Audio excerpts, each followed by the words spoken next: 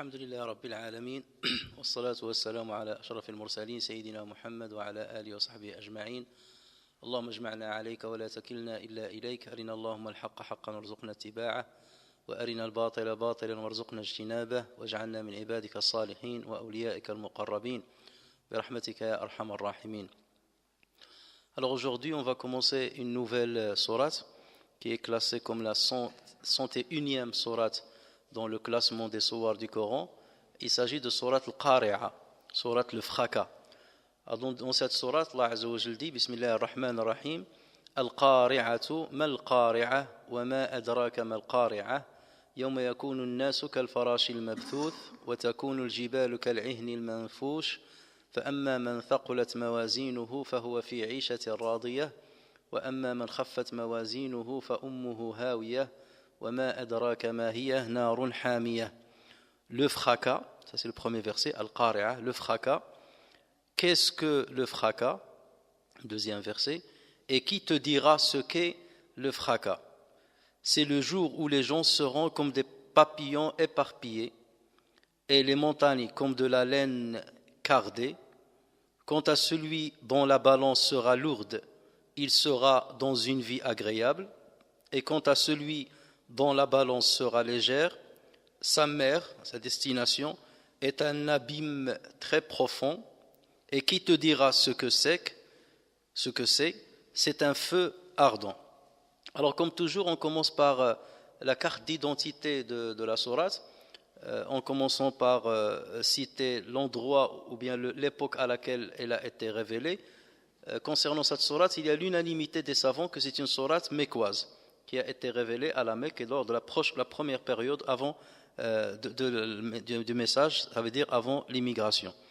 Et plusieurs savants ont rapporté le consensus à ce propos, qu'il n'y a aucune divergence à ce propos-là. Parmi ceux qui ont rapporté le consensus, il y a l'imam Ibn Atiyya al-Andalusi dans son livre d'exégèse Al-Muharrar al-Wajiz. C'est un des grands exégètes du Coran. Il y a Ibn al-Jawzi rahimahullah et il y a l'imam al-Shatibi. Elle a été la 30e sourate à être révélée. Elle a été révélée juste après sourate Quraysh, parce que sourate Quraysh c'est la 29e si vous vous rappelez bien, et elle a été révélée juste avant sourate Al-Qiyamah, qui est classée dans le Coran comme la 75e sourate. Alors le nombre de versets, s'agissant du nombre de versets, les savants ont divergé sur le nombre de versets. Il y a des savants qui disent qu'il y a 10 versets. Et ça, c'est le choix des savants de Médine et de la Mecque. Il y a ceux qui disent qu'il y a 8 versets. Et ça, c'est le choix des savants de Sham, de Damas. Et lorsqu'on dit Sham, ça regroupe un peu la Syrie actuelle et le Liban. Donc il y a les gens de Sham et de Basra, et il y a 11 versets selon les savants de l'Koufa. Alors lorsqu'on dit qu'il y a une divergence, donc vous voyez ça part de 11 versets jusqu'à 8 versets. Est-ce que ça veut dire qu'il y a des versets qui ont sauté? Pas du tout. La sourate est toujours la même sourate, sauf que la subdivision de la sourate en versets, c'est là où il y a eu divergence. Il y a ceux qui l'ont subdivisé en 11 versets, comme je vous les ai récités, comme vous trouvez dans la majorité de masahif qui sont distribués ici. En revanche, il y a ceux qui ont regroupé 2 versets en un seul. Par exemple, Al-Qari'a, ça c'est un verset. Mal-Qari'a, c'est un autre verset, pour Al-Kufa. Pour d'autres, ils vont fusionner ces 2 versets. Al-Qari'atu mal-Qari'a devient un seul verset. Donc ça réduit à 10, ça réduit le nombre à 10. Quant à ceux qui ont considéré qu'il y en a 8, ils ont considéré que les 2 premiers versets se fusionnent en un seul. Al-Qari'atu mal-Qari'a, c'est un verset. D'accord? Et les versets où Allah Azza wa Jalla dit فَأَمَّا مَنْ ثَقُلَتْ مَوَازِينُهُ, ça c'est un verset. فَهُوَ فِي عِيشَةٍ رَاضِيَةٍ, ils l'ont fusionné en un seul. فَأَمَّا مَنْ ثَقُلَتْ مَوَازِينُهُ فَهُوَ فِي عِيشَةٍ رَاضِيَةٍ. Quant à celui dont les balances ont été lourdes, il sera dans une vie agréable. Donc là, c'est logique que de regrouper les 2 en un seul verset. وَأَمَّا مَنْ خَفَّتْ مَوَازِينُهُ فَأُمُّهُ هَاوِيَةٌ. Donc les Koufis, il la divise en 2. وَأَمَّا مَنْ خَفَّتْ مَوَازِينُهُ, c'est un verset. فَأُمُّهُ هَاوِيَةٌ, c'est un deuxième verset. Et il y a ceux qui ont fusionné ces versets-là, ce qui n'est pas bien entendu logique. Donc, comme ça, on a réduit de 3 versets, de 11, on est passé à 8. Et ceux qui ont fusionné que les 2 premiers, donc ils sont passés à 10. Et cette divergence-là se trouve plusieurs fois dans plusieurs sourates. Les savants vont diverger quant à la subdivision des versets. La détermination de la subdivision des versets, parfois il revient à la lecture du prophète sallallahu alayhi wa sallam. Lorsque le prophète sallallahu alayhi wa sallam lisait, on sait très bien, comme il a été rapporté, que Ar-Rasul sallallahu alayhi wa sallam, le prophète sallallahu alayhi wa sallam s'arrêtait à la fin de chaque verset. Donc là, à partir de ceux qui vont l'entendre, ils vont dire, ça c'est le premier verset, ça c'est le deuxième, ça c'est le troisième. Et il se peut que le prophète sallallahu alayhi wa sallam, dans sa lecture, regroupe 2 versets en un seul, pour terminer le sens. Et là, c'est là que les divergences vont commencer à s'installer entre les savants quant à la signification du sens des versets. Et on verra tout à l'heure que le fait de dire al-qari'a et s'arrêter, mal-qari'a comme deuxième verset, ça n'a pas le même sens que lorsqu'on dit al-qari'atu mal-qari'a en une seule fois. Donc le simple fait d'arrêter, de séparer entre les deux, ça change complètement le sens, et ça on va le voir tout à l'heure. Alors il y a, comme j'ai dit tout à l'heure, accord entre les savants que cette sourate est mécoise, et d'ailleurs l'objet de la sourate rejoint les objets, c'est-à-dire l'objet de la sourate prouve qu'elle est mécoise, puisque Allah Azza wa Jalla ici il parle de l'au-delà, il parle du jour de la résurrection, ce qu'on appelle ici Al-Qari'a. Et plusieurs sourates de Mecca, qui ont été révélées à la période mécoise, insistent sur la signification et sur la description du dernier jour. Donc les caractéristiques de cette sourate-là rejoignent ceux des sourates mécoises. Et il n'y a pas de cause spécifique de révélation à cette sourate, de cause spécifique connue de cette sourate. Autant dans plusieurs sourates on trouve toujours la cause sabab nuzul, les causes de révélation, mais pour celle-ci il n'y a pas une cause ni spécifique pour que cette sourate ait été révélée.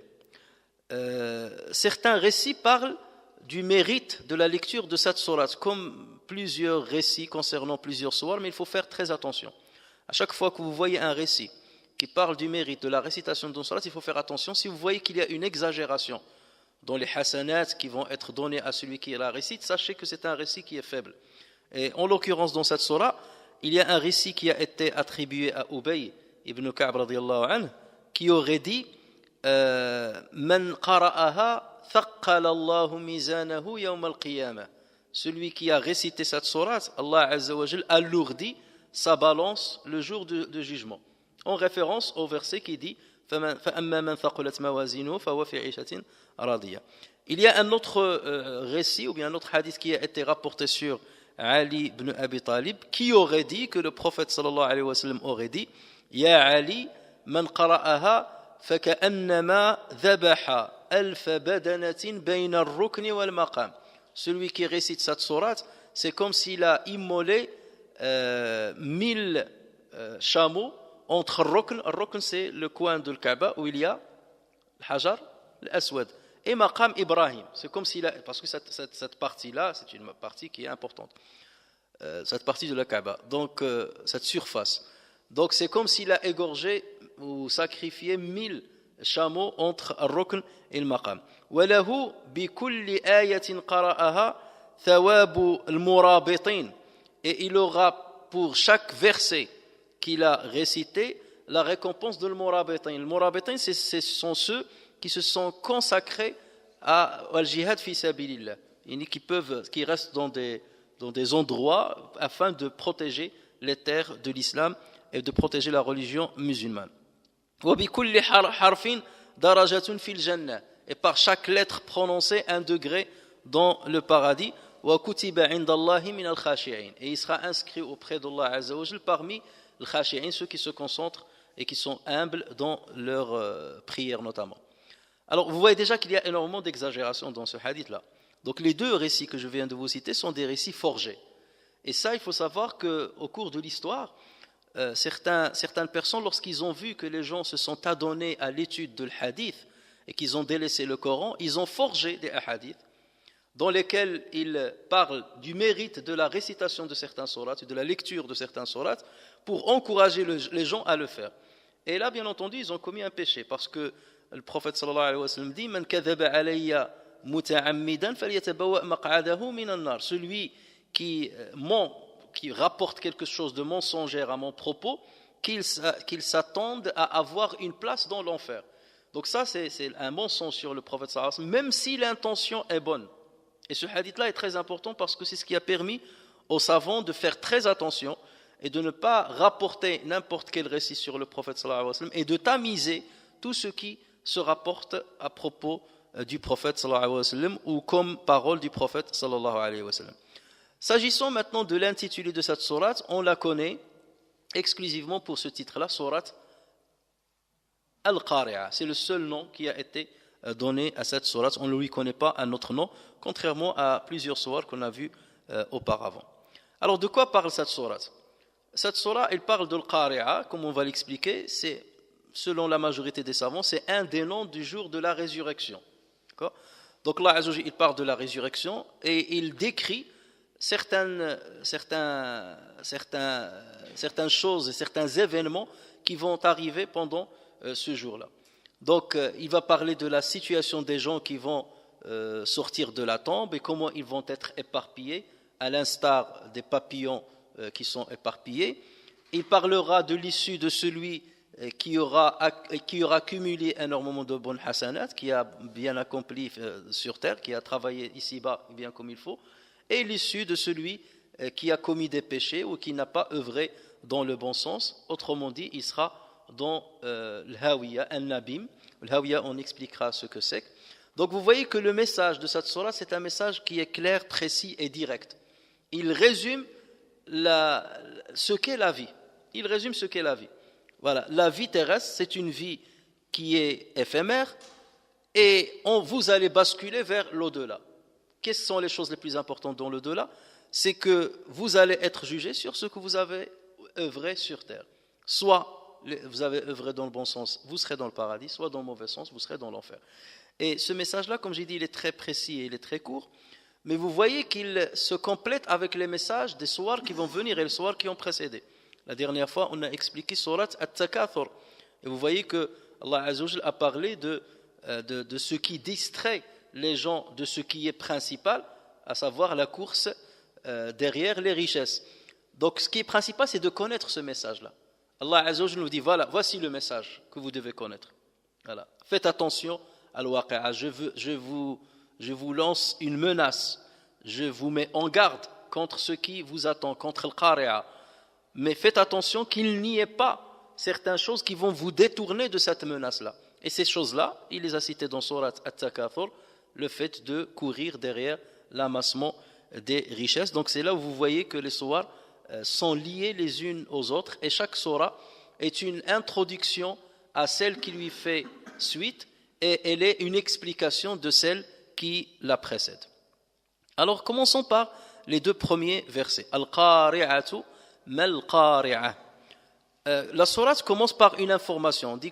On a bien souvent dit qu'il y a 10 catégories de sourates selon ce par quoi elle commence. Donc ici, il commence par le khabar.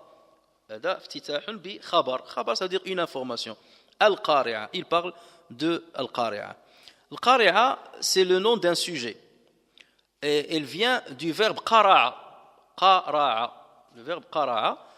Et le substantif, c'est Al-Qara'. Ou Al-Qara', c'est le fait de frapper un corps ou un objet avec un autre, tout avec force. Donc frapper un corps contre un autre avec force et faire entendre le bruit de cette frappe-là. Et c'est pour ça que les Arabes parlent de l'muqara'atu bis-sayf. Le muqara'a bis-sayf, c'est le fait de croiser les épées. D'accord? Et vous entendez le bruit du croisement des épées. Donc on parle le muqara'a bis-sayf.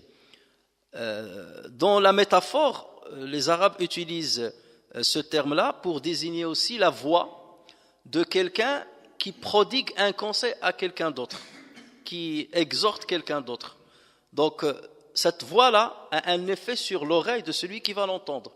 Donc on dit qara'a sam'ahu. Qara'a sam'ahu, ça veut dire il a frappé son oui. Il a frappé son oui avec une belle exhortation. Ou il a frappé son oui avec une réprimande très forte. D'accord? Donc c'est ça ce que ça veut dire. Qara'a sam'a. Il a frappé son ouïe, il a attiré son attention. Et lorsqu'on dit qara'a, lorsqu'on parle de quelqu'un qui a une grande éloquence dans le khotab, dans les prêches et ainsi de suite, on dit qara'a al-asma'. Il a frappé les oreilles des gens, il a frappé l'ouïe des gens et il les a bouleversés par ce qu'il a prodigué comme conseil dans son prêche. Alors, hormis dans cette sourate, Allah Azza wa Jal a utilisé le terme al-qari'a dans une seule autre sourate. Donc ici, il l'a utilisé 3 fois et il l'a utilisé dans sourate al-Ra'd, le verset 31, dans lequel Allah Azza wa Jal dit وَلَا يَزَالُ الَّذِينَ كَفَرُوا تُصِيبُهُمْ بِمَا صَنَعُوا قَارِعَةٌ أَوْ تَحُلُّ قَرِيبًا مِنْ دَارِهِمْ حَتَّى يَأْتِيَ وَعْدُ اللَّهِ. Donc cependant, ceux qui ne croient pas ne manqueront pas, pour prix de ce qu'ils ont fait, d'être frappés par un cataclysme. Donc ici la traduction qui a été donnée à Al-Qari'a, un cataclysme. Ça veut dire une catastrophe, en général une catastrophe naturelle. Donc frappés par un cataclysme, ou qu'un cataclysme s'abatte près de leur demeure jusqu'à ce que vienne la promesse d'Allah. Donc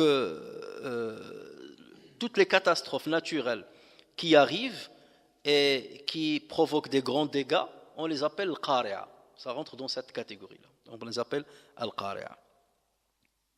Mais dans la sourate qui nous intéresse, en l'occurrence sourate al-qari'a, ce terme-là fait référence, ou ce vocable fait référence au jour de la résurrection. C'est un qualificatif du jour de la résurrection. Pourquoi ? Parce que le jour de la résurrection, il va frapper l'ouïe des gens. Parce que dans ce jour-là, bien entendu des bruits, ainsi de suite, ça va attirer l'attention, ça va menacer les gens, ça va effroyer les gens. Donc tout ça, ça rentre dans le terme al-qari'a, celle qui frappe. Donc c'est pour ça que la traduction qui a été choisie, de ce qu'on trouve généralement, c'est le fracas. Et qu'est-ce que le fracas ? Allah Azza wa Jal décrit ce jour-là dans d'autres sourates, bien entendu, et parmi ces sourates, il y a sourate al-Hajj. Et il le décrit une description qui va nous rapprocher de ce terme al-qari'a. À ce propos, Allah Azza wa Jal dit le séisme qui précédera l'heure est une chose terrible. Allah Azza wa Jal dit, sourate al-Hajj,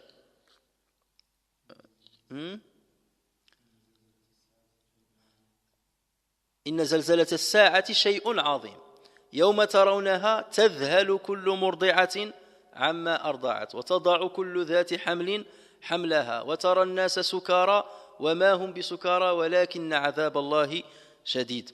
Le séisme qui précédera l'heure est une chose terrible. Le jour où vous le verrez, toute nourrice oubliera ce qu'elle allaitait. La mère oubliera son enfant, alors qu'on sait que la relation qu'il y a entre une mère et son nourrisson, c'est la relation la plus forte qui puisse exister. Une mère ne peut jamais délaisser son nourrisson, quelle que soit la catastrophe. Une mère dans une catastrophe, elle est prête à céder sa vie pour protéger son enfant. Et ça, on le voit, que ce soit chez les animaux ou chez les humains.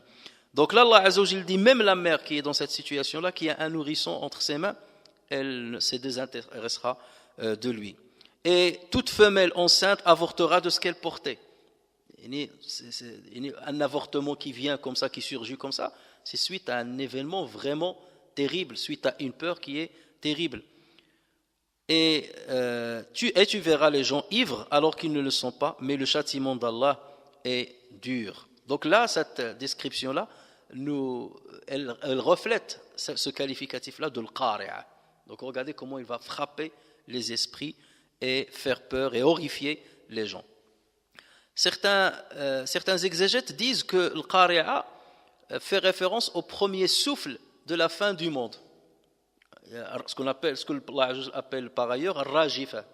Yawma tarjufu ar-rajifatu tatba'uha ar-radifa. Le premier souffle que va souffler Israfil alayhi salam dans la trompe, ce qu'on appelle rajifa. Certains disent que le qari'a c'est ça. Elle fait référence à ce souffle-là. Pourquoi ? Parce que ce souffle-là, c'est un bruit.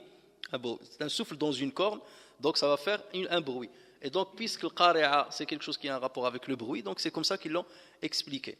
D'autres ont dit ça fait référence à Jahannam, à l'enfer, puisque l'enfer quelque part va frapper de son châtiment ceux qui le méritent. Donc, mais ces deux avis-là ne sont pas les plus probants. L'avis le plus probant, c'est que ça fait référence au jour de la résurrection. Pourquoi ? Parce qu'Allah Azza wa Jal va expliquer en disant celui dont la balance sera lourde.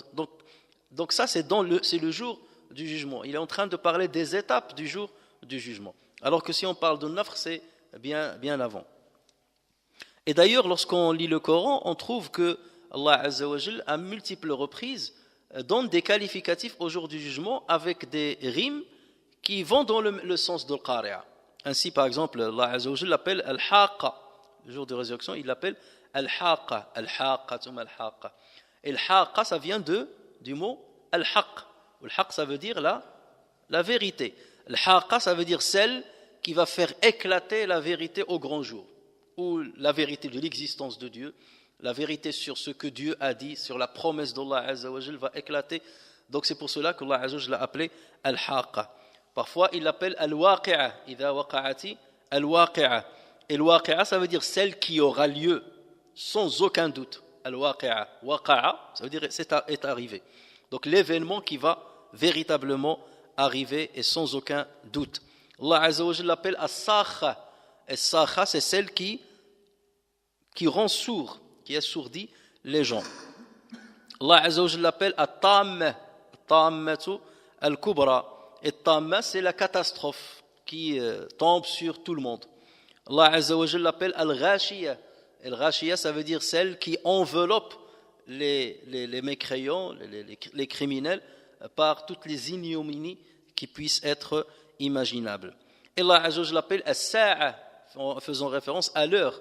Et l'heure, pourquoi l'heure ? C'est comme pour dire qu'elle sera rapide, comme une heure.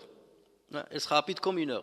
Ou qu'elle va surgir subitement, très très rapidement, et surviendra rapidement. C'est pour cela qu'il appelle l'heure. Et donc vous voyez que il y a plusieurs termes dans ce sens-là. L'azifa, ça veut dire l'imminente, celle qui va arriver rapidement. Donc vous voyez, toutes cette description-là vont dans le sens de القارعة القارعة الواقعة الصاخة الطامة الغاشية الساعة الآزفة. Et ce sont toujours des termes féminins ou féminins. Pourquoi ? Parce que ça fait référence à al-haditha. Al-haditha, ça veut dire l'événement. Sauf que nous, on le dit en français, l'événement. Et al-haditha, et surtout le terme en féminin a un degré plus fort au niveau du superlatif. C'est pour ça que l'alim, lorsqu'il arrive à un grand degré, on l'appelle al-allama. Dahi, on dit ad-dahiya. Donc on va dans le sens du féminin. Donc lorsqu'on va dans le sens féminin, dans le superlatif, donc ça montre qu'on est dans les plus hauts degrés. Et Allah Azza wa Jal mentionne le jour du jugement avec d'autres termes, d'autres qualificatifs qu'il rapporte à ce jour-là.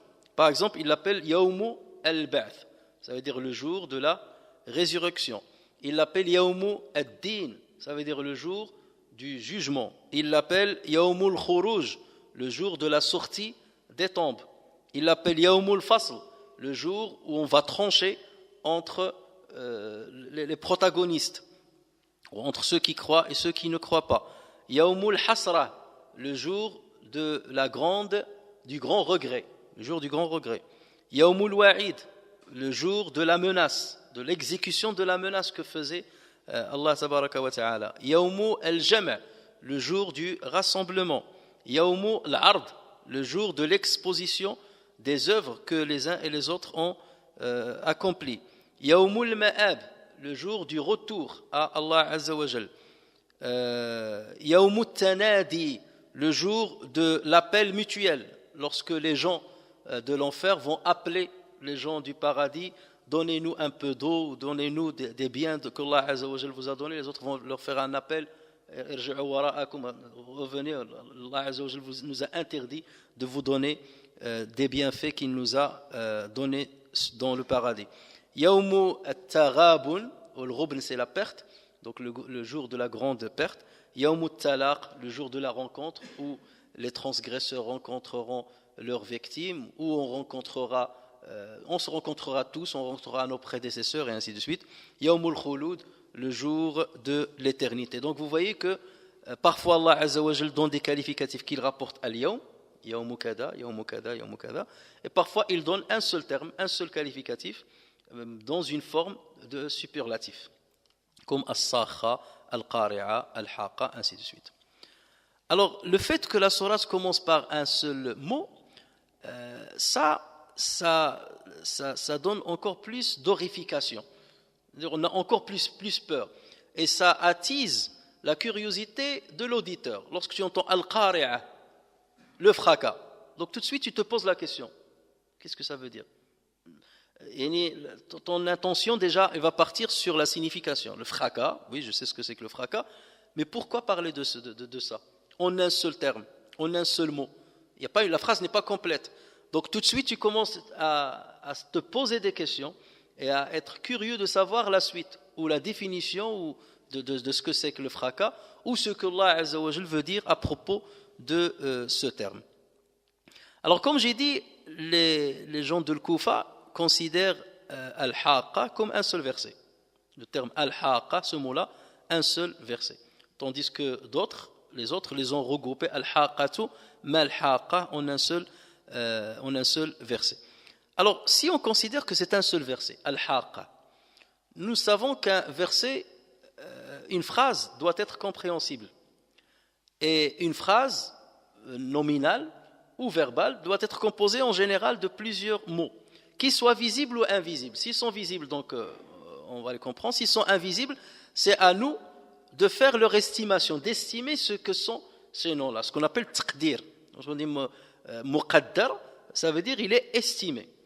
Ainsi, lorsqu'on va entendre al-qari'a, donc on va se dire, oui, al-qari'a, ça c'est mubtada. Vous savez que dans une phrase nominale en arabe, on commence par al-mubtada et on termine par al-khabar. Al-mubtada, ça veut dire l'ibtida, ce par quoi la phrase commence. Al-khabar, c'est l'information relative à ce par quoi la phrase a commencé. D'accord? Donc nous avons al-qari'a, ça c'est le mubtada. On doit s'attendre al-khabar. C'est quoi l'information concernant al-qari'a? Elle ne figure pas dans le verset. Donc c'est à nous de l'estimer. Nuqaddiruha. Donc comment on va l'estimer? Donc on va aller voir ce que dit Allah Azza wa Jal dans d'autres versets, et là on va essayer de faire une estimation précise. Lorsque on dit iqtarabati as-sa'atu wa inshaqqa al-qamar, l'heure s'est rapprochée. C'est dans Surat al-Qamar. Iqtarabati as-sa'a, l'heure s'est rapprochée. Lorsqu'Allah Azza wa Jal dit ata amrullahi fala tasta'jiluh, l'ordre de Dieu est arrivé. Donc on va aller dans ce sens-là. Donc le qari'a, le khabar, l'information relative al qari'a, ça veut dire al-qari'atu qariba. Al-qari'atu qariba. Le fracas est proche. Donc la phrase maintenant est devenue complète. C'est à nous de la compléter. Le fracas est proche. Ou bien le fracas est arrivé. D'accord? Donc soit on termine la phrase avec un verbe, le fracas est arrivé, soit on la termine avec un khabar, et dans ce cas est proche. Le fracas est proche. Donc voilà le taqdir qu'on peut faire pour que la phrase soit complète. Al-qari'a. Et donc dans ce cas, la phrase est complète, et donc on peut considérer que c'est un seul verset, puisqu'on trouve le même sens dans d'autres sourates. Alors pour ceux maintenant qui considèrent que le premier verset c'est Al-Qari'atu Mal-Qari'a, donc il faut voir que tout ce verset-là a un sens. Al-Qari'atu Mal-Qari'a, ça a été répété 2 fois. Et chez les Arabes, lorsqu'on répète un terme 2 fois, en général, c'est pour une exclamation ou bien pour une mise en garde ou un cri d'alerte. Lorsque par exemple vous voyez un lion qui arrive, et vous avez quelqu'un qui ne l'a pas aperçu, qui est à côté de vous, qui ne l'a pas aperçu. Qu'est-ce que vous lui dites? Al-Asad, Al-Asad. Al-Asada, avec le fatha, Al-Asada, Al-Asad. Ou bien avec Dhamma, Al-Asadul Asad.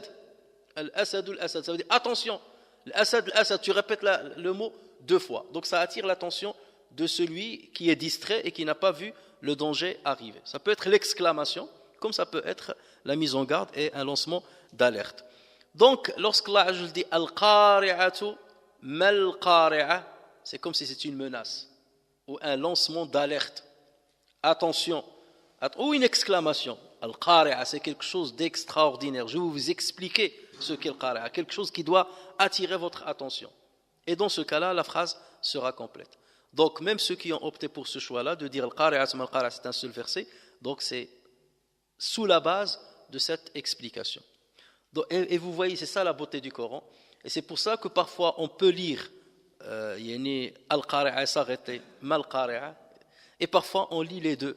Mais sachant que lorsque nous sommes en train de lire de cette manière-là, le sens a changé. Et lorsque nous méditons sur ce que nous lisons, nous devons nous rendre compte du sens qu'on a pris lorsqu'on a opté pour le choix de rassembler ou bien de séparer entre ces phrases-là. Ensuite, Allah Azza wa Jal dit وَمَا أَدْرَاكَ مَا الْقَارِعَةُ. Donc là, il pose encore une deuxième question. Parce que déjà, lorsqu'il dit Al-Qari'a, Mal Qari'a, le fracas, qu'est-ce que le fracas? Là, c'est déjà une question. Qu'est-ce que le fracas? Mal Qari'a, Adatu Istifham, Ma Adatu Istifham. C'est un terme d'interrogation. Qu'est-ce que Al-Qari'a? Et donc là aussi, on attise encore plus l'attention et la curiosité de l'auditeur. On lui dit Al-Qari'a, oui, et on lui dit Mal Qari'a, qu'est-ce que le fracas? Donc là, lui, il va penser à... Mais il dit, mais c'est évident pour moi le fracas, je sais ce que c'est que le fracas. Mais s'il me pose la question, c'est qu'il veut parler d'autre chose. C'est qu'il veut attirer mon attention sur quelque chose d'autre que ce que je connais. Et en même temps, puisqu'on parle de l'qari'a, qui frappe avec force en faisant jaillir un son terrible, donc là forcément, la peur va se rajouter à une autre peur. L'qari'a, ça doit provoquer une peur dans le cœur. Ensuite, mal qari'a, une deuxième peur qui va se rajouter. Wa ma adraka mal qari'a. Qui te dit ce qu'est? Qui te dira ce qu'est le qari'a? Encore une autre interrogation sous une autre forme. Donc là, vous voyez, ça engendre encore plus d'horreur et de peur et d'effroi. Et qui te dira ce qu'est le fracas? Alors, pourquoi Allah Azza wa Jalla pose la question? Déjà, à qui il pose la question? Le kaf ici, il revient à qui? On ne sait pas. Ici, il ne parle pas au prophète sallallahu alayhi wa sallam. Pas forcément. Il parle à celui qui va l'écouter, qui va entendre cette sourate, à n'importe qui. Alors, lorsqu'il dit qui te dira ce qu'est le fracas, normalement, Allah Azza wa Jalla, lorsqu'il pose des questions de cette manière-là, c'est que la réponse ne doit pas être, elle est évidente et elle ne doit pas être évidente en même temps. Elle est évidente dans le sens où de dire personne ne te dira ce qu'est Al-Qari'a. Personne ne peut t'informer à propos de Al-Qari'a. C'est ça la réponse. Qui te dira ce qu'est Al-Qari'a? Personne. Ça c'est la réponse simple. D'accord? La deuxième manière qui montre que la réponse n'est pas facile, qui te dira ce qu'est le qari'a? C'est pas ce à quoi tu crois. C'est pas la définition que tu as dans ta tête. Donc c'est quelque chose d'énorme encore. Et dans ce cas, tu dois t'attendre à ce que je te donne la réponse. D'accord? Donc ça va dans ce sens-là. Alors lorsque Allah Azza wa Jalla pose la question, wa ma adraka mal qari'a, qu'est-ce qu'on va avoir tendance? On va avoir tendance à penser à ce qu'est le qari'a dans notre jargon et dans notre explication. Et vu que Allah l'a posé deux fois, la question qari'a, mal qari'a, donc on va commencer, si ça a raté là, on va commencer à libérer notre imagination pour essayer d'imaginer ce qu'est le qari'a. Donc on va dire, c'est quelque chose d'extraordinaire. Et à partir de là, on va commencer à toutes les catastrophes qu'on connaît. Tu as déjà vu un tremblement de terre, vécu un tremblement de terre, ou entendu parler d'un tremblement de terre, ou vu, surtout que maintenant nous avons des moyens de voir des choses qu'on n'a pas vécues personnellement. Donc nous voyons ce qu'est un tremblement de terre, donc on va dire, ça doit être comme un tremblement de terre. Et tu vois l'horreur qu'il y a dans les tremblements de terre, les maisons qui tombent, les bâtiments qui se fissurent, la terre qui engloutit les gens, le nombre de morts, les décombres, les gens qui sont sous les décombres. Tout ça, donc ton imagination va commencer à voir ça. D'accord? Et tu vas dire, c'est grave. Et Allah Azza wa Jalla, tout de suite, il va te dire, wa ma adraka mal qari'a. Qui te dira ce qu'est le qari'a? Ça veut dire ton imagination ne pourra pas te dire ce qu'est le qari'a. Ce que tu viens d'imaginer, c'est pire encore. Il n'y a pas lieu de faire cette comparaison-là. Parce que si tu as la capacité de faire la comparaison, c'est que tu as trouvé quelqu'un qui t'a dit ce qu'est le qari'a. N'est-ce pas? Or, on a dit que la réponse à cette question, c'est non. Qui te dira ce qu'est le qari'a? Personne. Donc même ton imagination, même les informations que tu as pu avoir sur toutes les catastrophes naturelles qui ont existé, ne peuvent pas te ramener à imaginer ce qu'est le qari'a, à quoi il ressemble le qari'a. Tu vas penser au tsunami. C'est un événement qui est extraordinaire, qui marque notre génération. Le tsunami qui a laissé des centaines de milliers de morts. Donc on va penser à ça, on va dire c'est horrible comme un tsunami. Tu vas penser aux grandes tornades qui font enlever les toitures, qui font déraciner les arbres. Malgré ça, et on peut aller encore plus loin avec l'imagination, avec tous les films qu'on a dû voir, les films d'horreur qu'on a vus, et qui sont des films fantastiques, qui sont irréels, où on va montrer de l'enfer, on va montrer des montagnes avec le feu, avec du magma, comment on appelle ça, les volcans et ainsi de suite. On va imaginer tout ça dans notre esprit. Mais ce verset-là, le 3e verset, va nous dire non. Tout ça, ce n'est pas Al-Qari'a. Personne, aucune information ne peut, aucune information, si ce n'est celle qui vient d'Allah Azza wa Jal, ne peut te dire ce qu'est Al-Qari'a.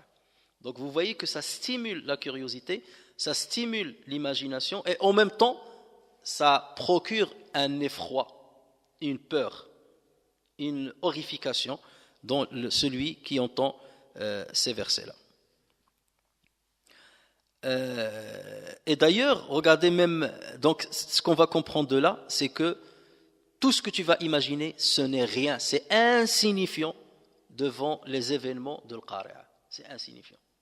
Et d'ailleurs, la sourate, il termine avec le même sens. Lorsque Allah parle de l'Hawiya, il sera dans un abîme. Voilà, là, ici il pose la question.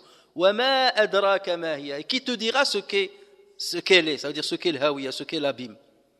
Narun hamiya, un feu ardent. S'il a dit narun et le point, c'est comme le feu, donc ton imagination va partir au feu de la terre, le feu qu'il y a sur terre.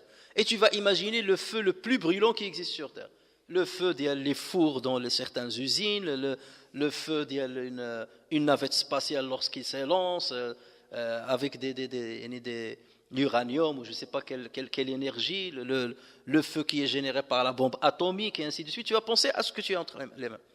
Mais lorsque Allah va dire non, personne ne peut. Lorsqu'il a dit rien de ce que tu peux imaginer ne peut ressembler à ça.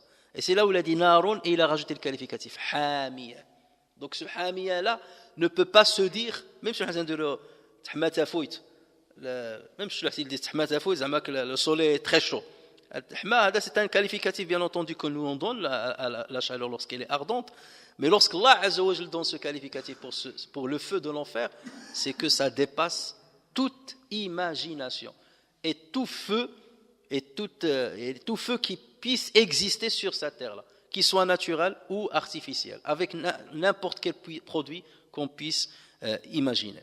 Donc vous voyez, Allah Azza wa Jal commence la sourate avec un effroi sur le Qari'a et il la termine avec un effroi sur l'enfer. Donc, et c'est pour ça que les savants disent il nous a ceinturés. C'est comme une ceinture qui nous a ligotés quelque part, le début et la fin. Et c'est pour ça que c'est une sourate qui fait vraiment, vraiment peur. Si on compare ce style-là, on le trouve ailleurs dans le Coran. Et notamment là où il y a une grande ressemblance, c'est dans sourate Al-Haqqa qu'on a récité tout à l'heure. Al-Haqqatu, verset complet. Mal-Haqqatu, deuxième verset. Wa ma adraka mal-Haqqa. C'est exactement le même style. Sauf que le Haqqa, c'est quoi? C'est celle qui dévoile la vérité, celle qui fait éclater la vérité. La comparaison entre les deux sourates, le début de les deux sourates, ne permet pas de dire qu'on a le même effroi et qu'on va avoir la même peur dans sourate Al-Haqqa que dans sourate Al-Qari'a. Qui va faire beaucoup plus peur? Sourate Al-Haqqa avec ce début-là ou sourate Al-Qari'a avec ce début-là? Sourate Al-Qari'a. Pourquoi? Parce que le Haqqa nous en tant que croyants, lorsqu'on dit celle qui va faire éclater la vérité, la vérité on y croit. On croit en Dieu comme vérité, on croit au jour du jugement comme vérité, on croit à l'islam comme vérité. Donc lorsque Dieu va dire je vous parle de l'haqqa, de celle qui va faire éclater la vérité, là on se sent rassuré quelque part. De dire oui mais moi je crois à cette haqqa. C'est plutôt ceux qui n'y croient pas qui doivent avoir encore plus peur. Donc lorsque j'entends al-haqqa ma al-haqqa wa ma adraka ma al-haqqa, je ne vais pas être terrifié que lorsque j'entends al-qari'a ma al-qari'a. Parce que al-qari'a ma al-qari'a, je ne me sens pas à l'abri. Je ne me sens pas à l'abri de l'qari'a. Il se peut que malgré ma foi, malgré mes bonnes œuvres, j'ai commis des péchés. Et l'qari'a, celle qui frappe, elle va frapper les pécheurs. Donc là, je suis vraiment directement concerné. Alors qu'avec le haqqa, c'est comme si je ne suis pas concerné puisque je crois dans une grande part de la vérité. Il y a peut-être certaines choses sur lesquelles j'ai des doutes, mais sur les grandes vérités, j'y crois et j'y adhère avec force et je le déclare et je le vis. Donc voilà pourquoi le qari'a a encore plus de force et elle est plus terrifiante que surat al-haqqa, bien qu'il y ait une comparaison qu'on peut faire entre les deux. Et c'est là où on comprend que Allah ne se répète pas tout le temps.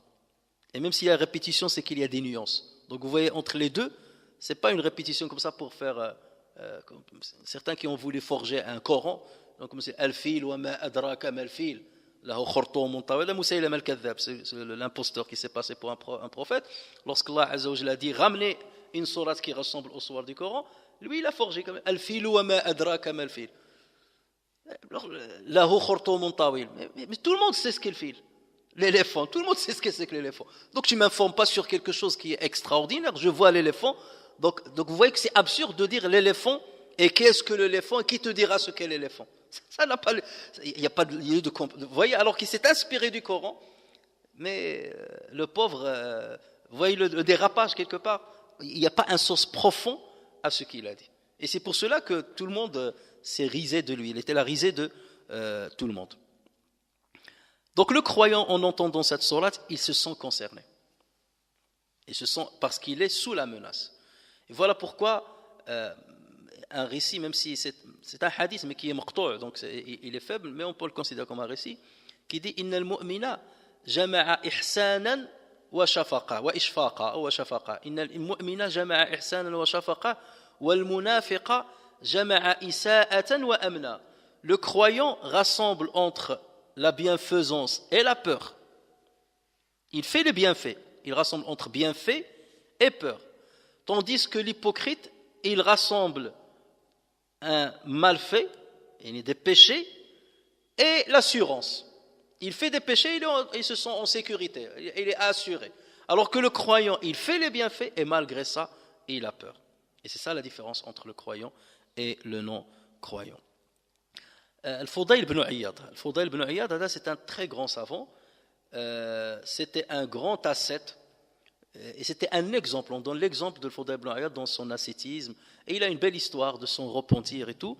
Il a vécu entre 107 de l'Hégire et 187 de l'Hégire. Et c'était un savant, il a appris chez des grands savants et il a enseigné à ceux qui allaient devenir aussi des grands savants. Il est de Samarkand, donc côté d'Ouzbékistan. Et il avait un fils qui s'appelait Ali. Et un jour, il a dit Allahumma inni ijtahadtu fi ta'dibi Ali fa'ajaztu an dhalik fa'Allahumma addibhu li. Seigneur, j'ai déployé tous mes efforts afin d'éduquer mon fils Ali. Mais j'ai échoué. Je ne suis pas arrivé à l'éduquer comme je le veux, ou pour le faire arriver au degré que je veux. Alors Seigneur, éduque-le pour moi. Et son invocation a été exaucée par Allah, et son fils est devenu aussi un grand ascète, à l'image de son père. Au point que l'imam Zahabi, rahimahullah, dans la biographie de Ali ibn al-Fudayl ibn Iyad, il dit on raconte sur lui qu'il ne pouvait pas réciter surat al-Qari'a. Il ne pouvait pas la réciter. À chaque fois qu'il la récite, il tombe raide. Il perd conscience. À chaque fois qu'il la récite, il tombe raide. Même une autre fois, il était en train de... Donc à partir de là, il évitait de la lire, parce qu'il sait qu'il va tomber. Ou on essaie de ne pas la lire lorsqu'il est présent, sinon il tombe. Et une autre fois, il était en train de réciter Surat Ar-Rahman, et il est tombé lorsqu'il a récité les versets 43 et 44, au point qu'il est tombé malade et les gens lui rendaient visite pendant une longue période afin de s'enquérir de son état de santé. Il est tombé vraiment malade. Lorsqu'Allah Azza wa Jalla dit هذه جهنم التي يكذب بها المجرمون يطوفون بينها وبين حميم آن. Voilà l'enfer que les criminels traitaient de mensonge. Ils feront le va-et-vient entre lui et une eau bouillante extrêmement chaude. Alors là, cette sourate-là, on peut la réciter et réciter ce verset-là et embellir notre voix et on la lit comme si c'est délicieux, parce qu'on ne se rend pas compte de ce qu'on est en train de lire. Et regardez lui, lorsqu'il a lu ça, il s'est vu, il s'est imaginé dans cette situation, parce qu'un croyant il se sous-estime toujours. Un croyant n'arrête pas de se remettre en cause. Est-ce que j'ai la bonne foi? Est-ce que je suis sur le droit chemin? Est-ce que je n'ai pas commis un péché? Est-ce que Dieu est satisfait de moi?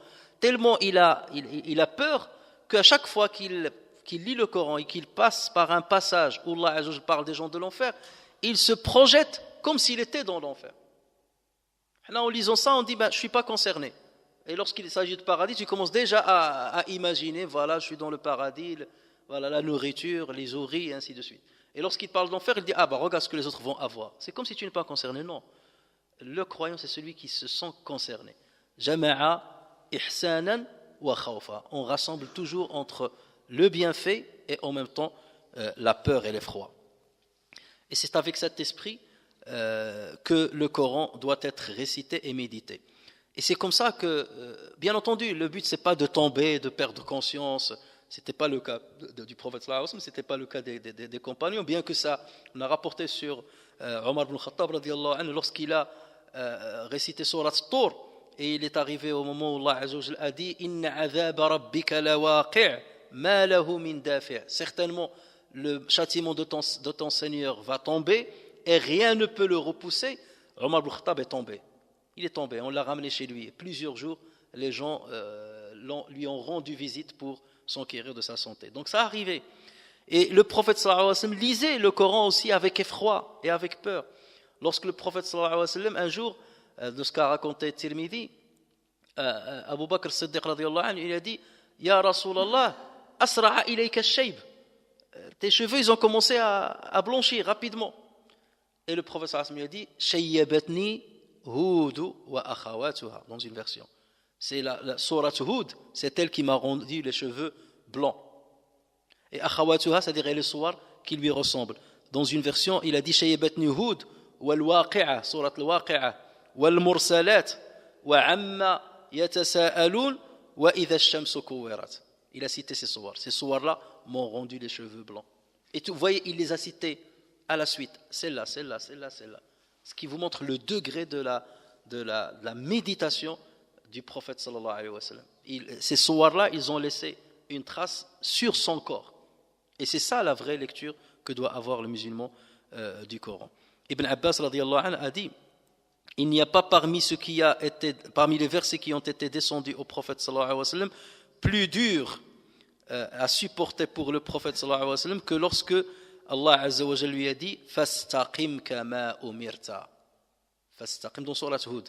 Fastaqim kama umirt. Maintiens-toi sur le droit chemin comme il t'a été ordonné de faire. C'est dur. Staqim kama umirt.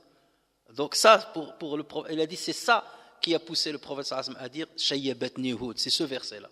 Alors que ce verset-là, là, il nous paraît anodin.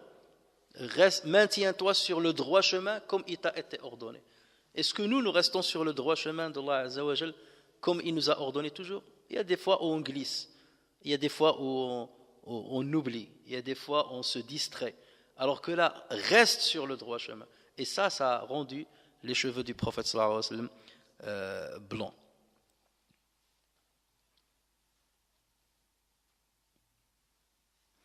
Et d'ailleurs, le Coran, Allah Azza wa Jalla, lorsqu'il en parle, il parle dans ce sens-là. C'est ça l'effet et l'impact qu'il doit avoir sur le croyant. Lorsqu'Allah Azza wa Jalla dit Allahu anzala ahsan al-hadith kitaban mutashabihan mathani taqsha'irru minhu juludu alladhina yakhshawna rabbahum thumma talinu juluduhum wa qulubuhum ila dhikrillah. Allah a fait descendre le plus beau des récits, un livre dont certains versets se ressemblent et se répètent. Les peaux de ceux qui redoutent leur Seigneur frissonnent à l'entendre, puis leur peau et leur cœur s'apaisent au rappel d'Allah. Donc les éléments qui permettent de dire si nous on réagit au Coran, c'est justement ça, que le cœur frissonne, ou que la peau frissonne ou que le cœur tremble et frémisse à l'évocation d'Allah Azza wa Jalla et à la récitation de certains versets. Et cette sourate-là fait partie de ces sourates-là normalement qui doivent faire frémir le cœur des croyants. Al-Qari'atu mal qari'ah wa ma adraka ma al-qari'ah yawma yakunu an-nasu kal farashi al-mabthuth. C'est le jour où les gens seront comme des papillons éparpillés. Donc Allah Azza wa Jalla nous décrit une des scènes ou une des images qu'il y aura ce jour-là. Il ne va pas nous expliquer c'est quoi ce jour-là. Il nous cite seulement ce qui arrive et après, et dans le Coran, il y a énormément de passages qui vont parler de Yawm al-Qiyamah, comment il est. Et c'est en rassemblant, et c'est ça le but de lire le Coran, au fur et à mesure de le répéter et tout ça, à chaque passage, à chaque lecture du Coran, tu as un sujet, par exemple, que tu veux compléter ou tu veux avoir une idée complète sur un sujet, il te faut lire tout le Coran et rassembler tous les versets qui parlent de ce sujet-là et ça te permet d'avoir une image complète de ce sujet. Après un jour, tu dis, je vais faire une recherche sur tel sujet. Tu dois relire le Coran de A à Z pour faire une image sur ce sujet-là. Et c'est pour cela que le Coran ne vieillit pas. Et la lecture du Coran ne provoque pas de lassitude chez celui qui le récite. Pourquoi ? Parce qu'il a toujours un sujet qui va le motiver à lire le Coran et à faire des recherches. Donc Allah Azza wa Jalla est en train de nous parler de certaines scènes qu'il y auront ce jour-là. Il nous parle de l'farash al-mabthouth, les papillons éparpillés. Et tout de suite, donc notre esprit, notre imagination va aller vers les papillons que nous connaissons. Forcément, ce n'est pas les papillons lorsqu'on en voit un ou deux pendant le printemps, ou trois, lorsqu'il parle farash, le mabthouth, éparpillé, donc forcément notre esprit va aller en général à ces papillons de nuit qui vont se rassembler autour d'une source de lumière. Et ce qui va nous marquer dans le mabthouth, éparpillé, donc ils sont éparpillés. Mais il doit y avoir une signification beaucoup plus précise de ce terme-là, de ce qualificatif de al-mabthouth. Et ça, on va le voir au fur et à mesure. On va voir dans le Coran, est-ce qu'il y a un autre verset qui va aussi dans ce sens-là. On trouve qu'Allah Azza wa Jalla donne une autre parabole. Ça, c'est la parabole qu'il a donnée avec des papillons. Dans une autre parabole, il prend comme exemple les sauterelles. يَخْرُجُونَ مِنَ الْأَجْدَاثِ كَأَنَّهُمْ جَرَادٌ مُنْتَشِرٌ. Ils sortiront des tombes comme s'ils étaient des sauterelles éparpillées. Et d'ailleurs, dans les traductions, vous trouvez cette traduction que je viens de vous dire. Et pour le farash al-mabthouth, le traducteur que vous trouvez, il dit al-farash al-mabthouth, les papillons éparpillés. Jaradul muntashir, des sauterelles éparpillées. C'est la même traduction. Et pourtant, Allah n'a pas utilisé le même qualificatif. Pour les papillons, il a utilisé le mabthouth, al-farash al-mabthouth. Pour le jarad, pour les sauterelles, jarad, il a utilisé le muntashir. Ce sont deux synonymes, n'est-ce pas? Ce sont deux synonymes. Mais pourquoi Allah n'a pas utilisé le même terme? C'est qu'il doit y avoir une nuance que nous devons chercher. S'il a utilisé le même qualificatif, ça serait un petit peu... C'est-à-dire, on aurait pu apporter une critique. Critiquer ça et dire, un jour tu les compares aux sauterelles éparpillées, l'autre jour tu les compares aux papillons éparpillés. C'est pas la même chose, c'est pas le même animal, c'est pas la même taille, les sauterelles sont beaucoup plus grandes, et ainsi de suite.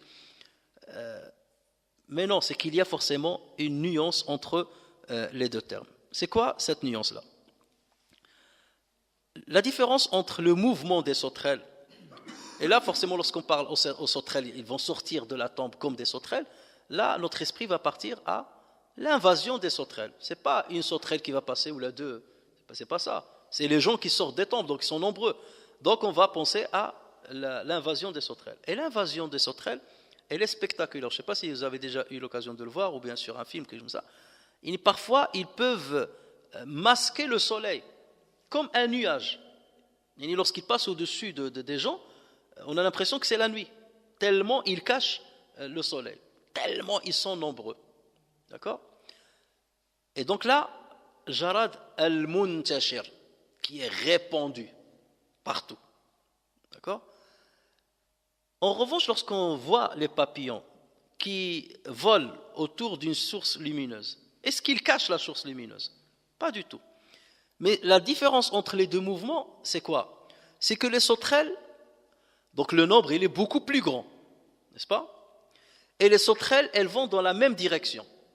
L'invasion, donc il va te dire, les sauterelles, ils viennent du sud. Et ils vont donc tout droit, et ils ravagent tout dans leur passage.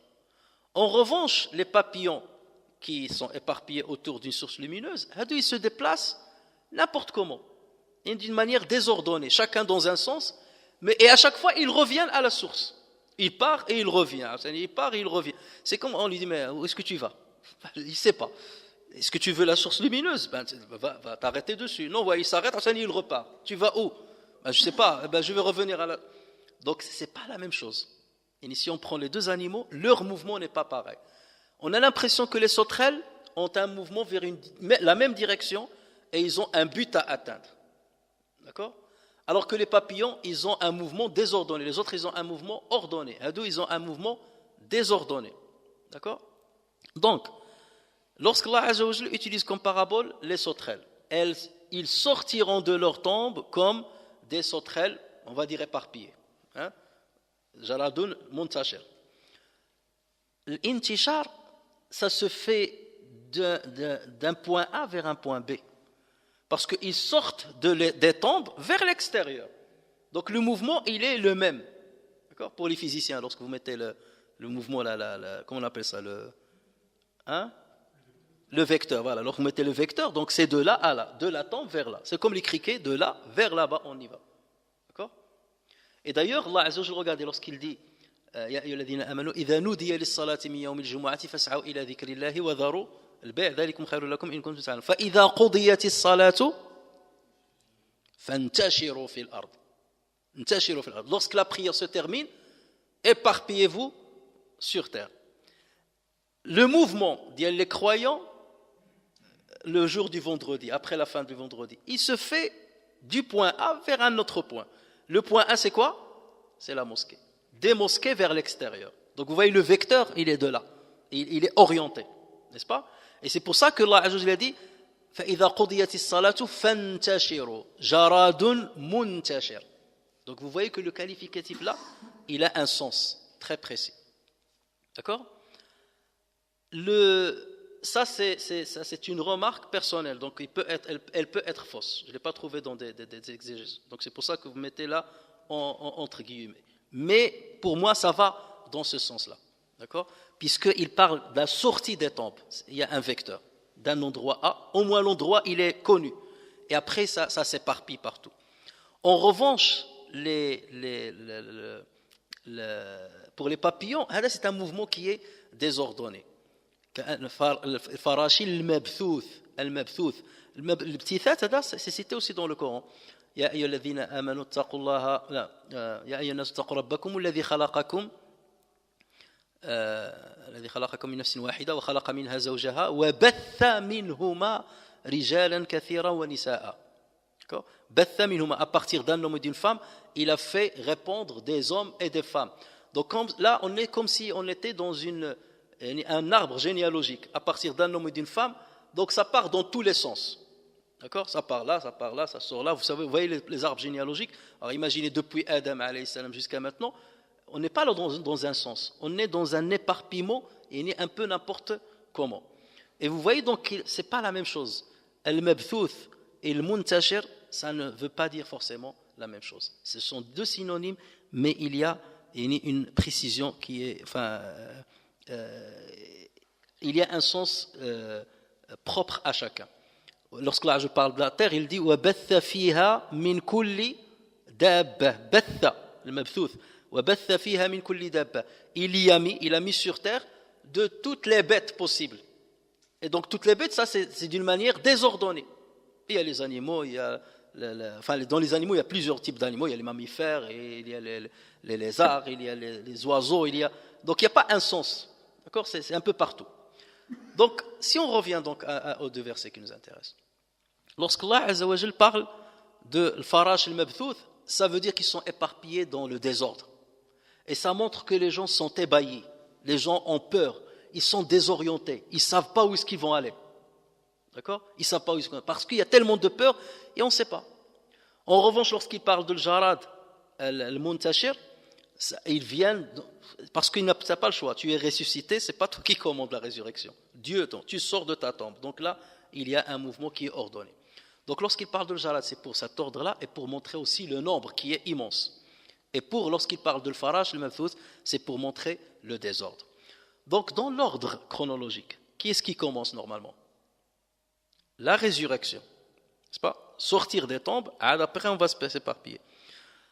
Donc lorsqu'on sort de la tombe, on sort avec ce mouvement-là, avec une orientation. Mais une fois on est là, sur la terre du grand rassemblement, c'est là où on va se rendre compte, le temps de devenir conscient. On sort de la tombe, le temps d'être conscient, où est-ce que je suis? Je ne suis pas dans l'ici-bas. La terre est changée, c'est pas la même, le ciel c'est pas le même, les planètes, tout ça. Donc là on se rend compte, je ne suis pas ici-bas, je suis dans l'au-delà. Et dès qu'on a, donc là je suis sorti comme des sauterelles, mais nous sommes sortis comme des sauterelles, mais après on va se rendre compte, c'est le jour de la résurrection. Donc là on va se rappeler, notre mémoire va être rafraîchie. Et on va se rappeler de toutes les menaces qu'Allah Azza wa Jal, les menaces et les promesses qu'Allah Azza wa Jal nous a faites lorsqu'on était sur terre. Donc vous imaginez la peur, donc elle va enrober tout le monde, les menaces, donc il y a le jugement, il y a l'enfer, ceux qui n'étaient pas croyants, même ceux qui sont croyants là, ils ont encore plus de certitude, mais j'ai un risque là, je suis proche là, c'est la fin là, c'est soit le paradis, soit l'enfer. Donc là c'est l'effroi. Et lorsqu'il y a l'effroi, c'est là où on va être ébahi. Et lorsqu'on est ébahi, on ne sait pas ce qu'on fait. On ne sait pas ce qu'on fait.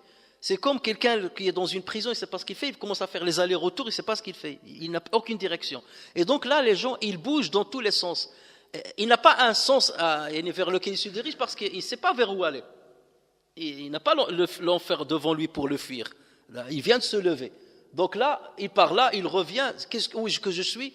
C'est comme si tu cherches quelqu'un. Je suis quoi? Je fais quoi ici? Tu sais en tout cas ce qui t'attend. D'accord? Ou ce qui risque de t'attendre.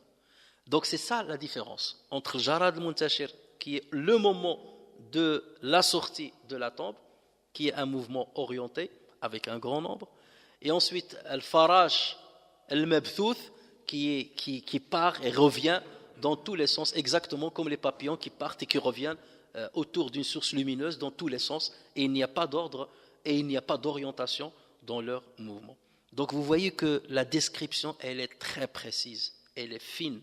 Et encore une fois, un être humain ne peut pas imaginer ces détails-là et écrire lui-même le Coran en pensant à ces détails-là. Si c'était un être humain qui aurait écrit, il tomberait forcément dans une erreur. Il n'y aurait pas une harmonie dans l'utilisation des termes, dans l'utilisation des synonymes, dans l'utilisation des qualificatifs. Alors qu'on voit que Allah Azza wa Jalla les utilise d'une manière parfaite. Et c'est ce qui montre encore une fois la grandeur de ce livre. Donc voilà un petit peu, je vais m'arrêter là pour ne pas trop tarder, pour nous arrêter sur ce quatrième verset. Et on verra après lorsque Allah vous donnera la description des montagnes, et on verra cette description qui revient aussi dans le Coran avec d'autres termes, et quelle est la nuance qui existe entre les différents synonymes et la différence qui existe entre certains sourates et celle-ci quant au choix de certains termes. نفعني الله وإياكم بالقرآن الكريم وبحديث سيد الأولين والآخرين وغفر الله لي ولكم ولسائر المسلمين. بسم الله الرحمن الرحيم. والعصر إن الإنسان لفي خسر إلا الذين آمنوا وعملوا الصالحات وتواصوا بالحق وتواصوا بالصبر. سبحان ربك رب العزة عما يصفون وسلام على المرسلين والحمد لله رب العالمين.